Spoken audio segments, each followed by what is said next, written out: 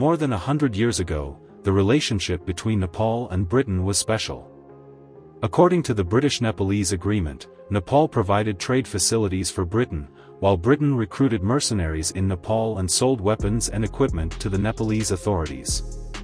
In the arms trade, Britain only sold rifles with low technological content and refused to sell machine guns because they were afraid that the Nepalese would find a way to replicate them. In the late 19th century, the Nepalese people who followed the British Army in various battles realized the role of machine guns on the battlefield. The authorities naturally wanted to have them, but there was no purchasing channel. Therefore, General Gehendra Shamsher Jang Bahadur Rana decided to manufacture machine guns himself. The design work began in 1896 or 1897. Given the complete lack of experience in machine gun design and manufacturing, the Nepalese decided to replicate first. They chose the Gardner machine gun.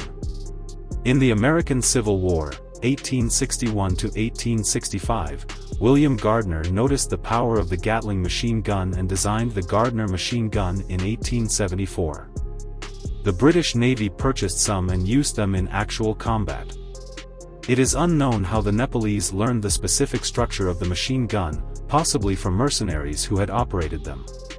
The machine gun replicated by the Nepalese was named the Bira machine gun, which was said to be named after the name of the king at that time. It was a hand-cranked machine gun, which, like other machine guns at the time, was mounted on a two-wheeled carriage and required horse traction for marching. It weighed about 450 kilograms, equivalent to a small cannon. The hand crank of the machine gun was on the right side of the gun body, and the machine gun had a reciprocating bolt, controlled by the crank. The machine gun had two parallel barrels, which fired alternately. The ammunition was supplied through a large drum on top, which was divided into two layers and could hold 120 rounds. The bullets fell freely by gravity, and a fully loaded drum weighed about 18 kilograms.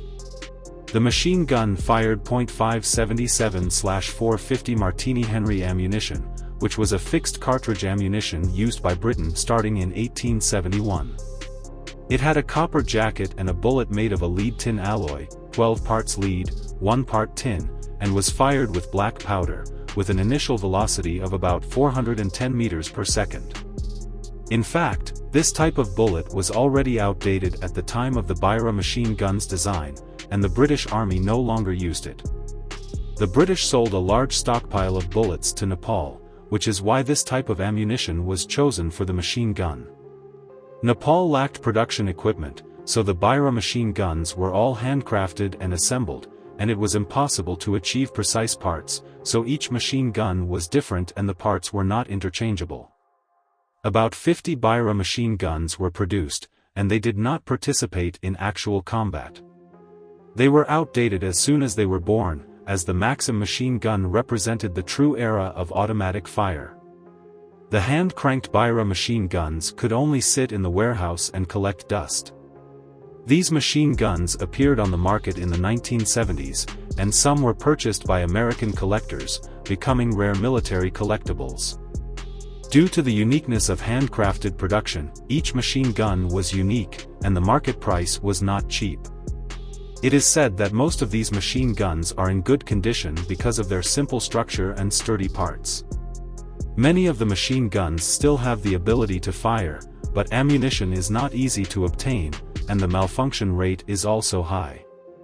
As a domestically produced weapon in Nepal, the Bira machine gun is also an interesting piece of history.